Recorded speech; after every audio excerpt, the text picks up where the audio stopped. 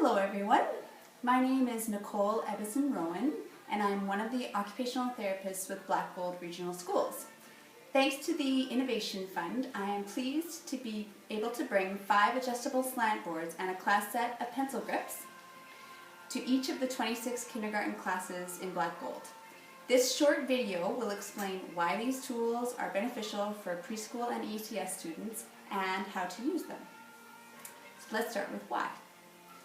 Lots of muscles work together to produce a functional pencil grasp. By functional, I mean that the grasp allows for good stability and control, leading to good speed and legibility. There are 3 functional pencil grasps: the tripod, the quadrupod, where it rests on the 4th finger, the pencil, and the adaptive tripod or monk's grasp, which is a little harder to do with the grip. We see many other non-functional grasps. Some of these are on the developmental road to functional, and some are just maladaptive and will likely cause problems for the child in the future. A poor grasp leads to poor written output, which leads to poor work product, which often leads to the child being misunderstood as not knowing the information. This can lead to self-esteem issues, truancy, and even dropout in the older grades. In any case, a poor pencil grasp prevents a child from reaching his or her potential at school. I know we are an increasingly high-tech culture, but for now, kids still need to know how to do pencils, and they need good hand development. After all, pencil grasp is not the only thing that we use our hands for. Children often have poor hand development by the time they hit kindergarten.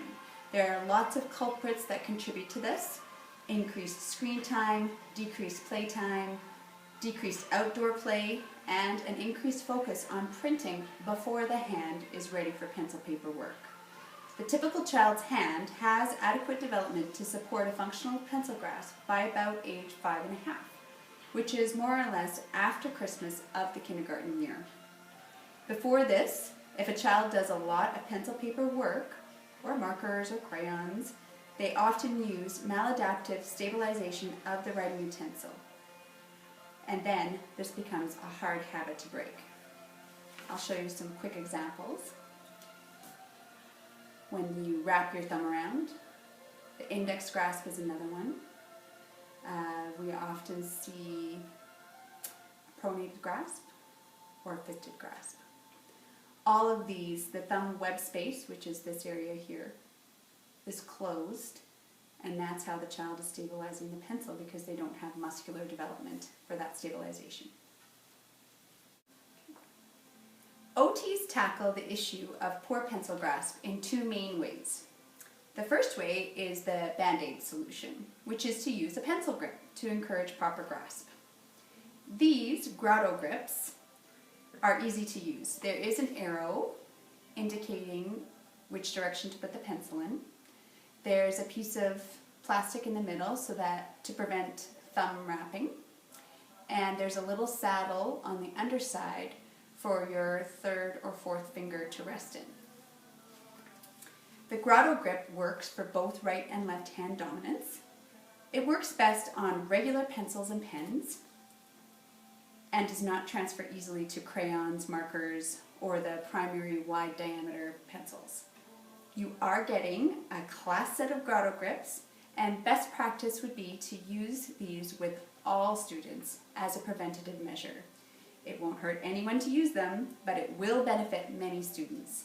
Using the grips consistently reinforces the motor plan and the muscular development required for a functional grasp.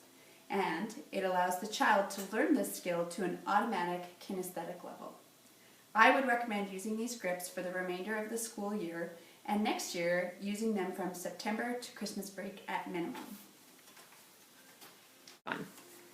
We are hoping that the grips and the slant boards will have a positive impact on the ITA screening results related to pencil grip.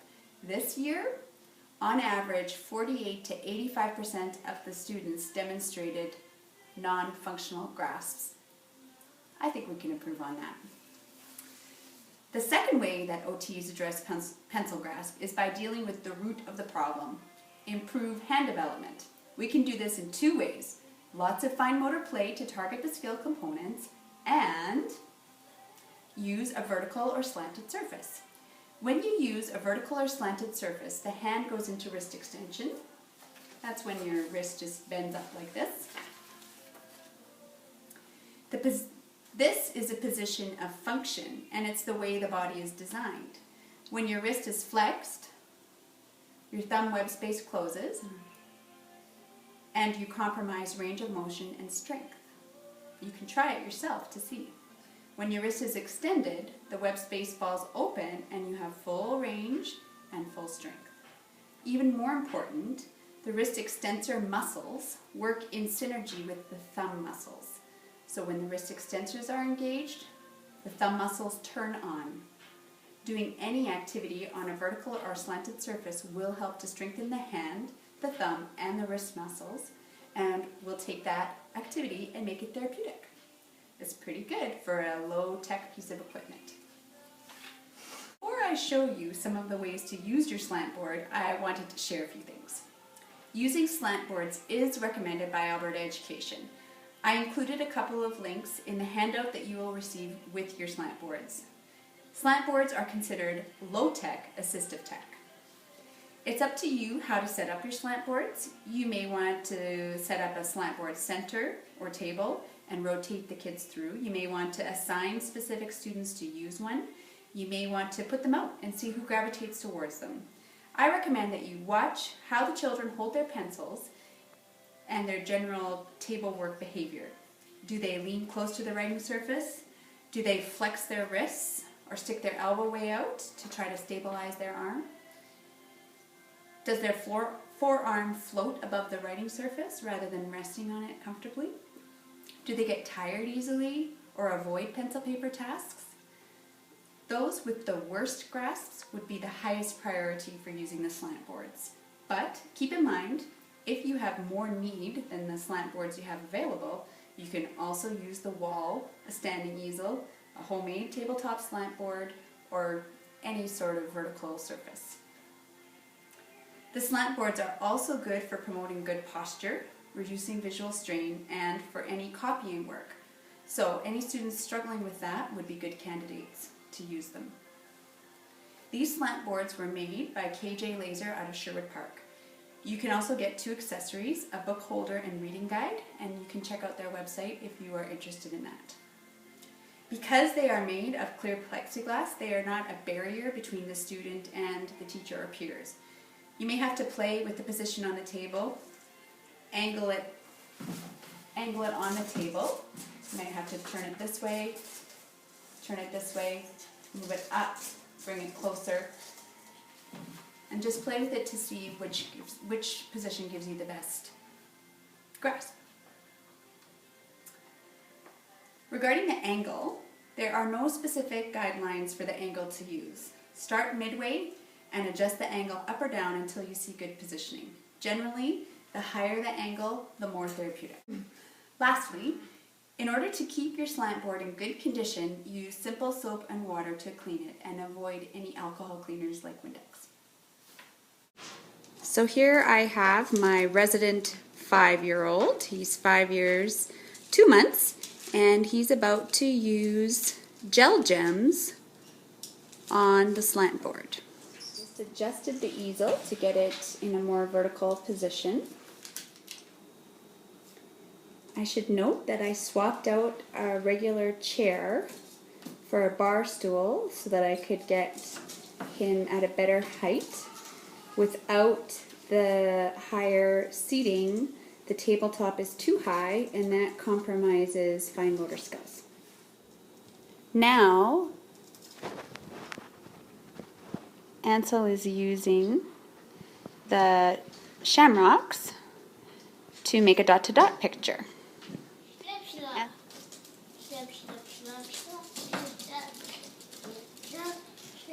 So the washable window crayons come right off, yet they give some friction feedback just like a wax crayon. Now Ansel is using a wall decal. These are adhesive, movable dollar store decals, and they're the same idea as window clings. You can use window crayons or dry erase markers or washable markers to then make pictures using the decals as props. You can also clip a foam board puzzle to the slant board. I put pieces on both sides of the slant board so that the child has to cross one line. And the knobs encourage a pincer grasp. You can clip a Magnadoodle or Etch-a-Sketch or any kind of drawing toy onto the easel, or if you have one like mine where the top part is too big, you can just hook it over the handle. Here we've clipped a pegboard to the easel. Pegboards are great for eye-hand coordination or visual motor control. Another great use for the slant board is to clip a base piece of Lego on there and then use it to make a vertically mounted Lego creation. Take something that's really great for the hands, Lego, and makes it even more therapeutic. Here we've put Play-Doh on the slant board, and Ansel's using all his good muscles to make it flat. And now he's going to poke 5 candles in. Can you poke some candles in? Make them stick straight out. Take a toothpick and draw a circle in the Play-Doh, a big circle.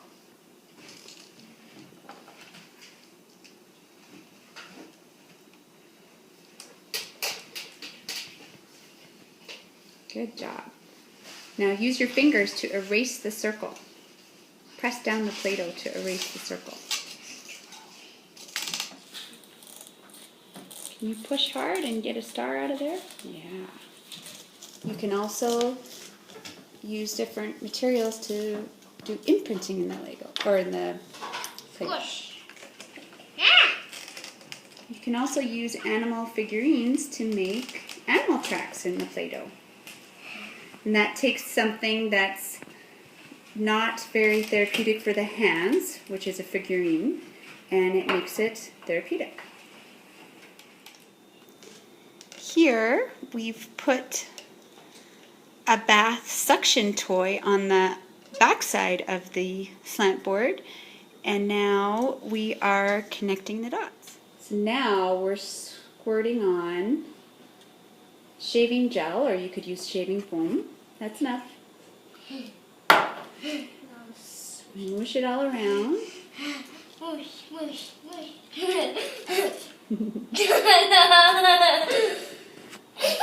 Okay, now can you draw a letter A in there? Now we have a cork board clipped to the slant board, and Ansel is using a tack to poke along a pre-printing shape.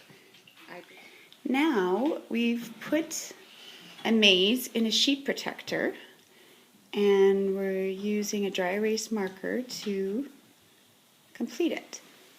Now Ansel's standing on one foot and erasing the maze with his sock.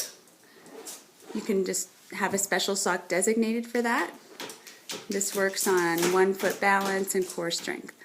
Anytime that you're doing a gluing and pasting activity, if you put the base paper on the slant board, it becomes more therapeutic. I hope you find the slant boards and grips beneficial tools for your classroom.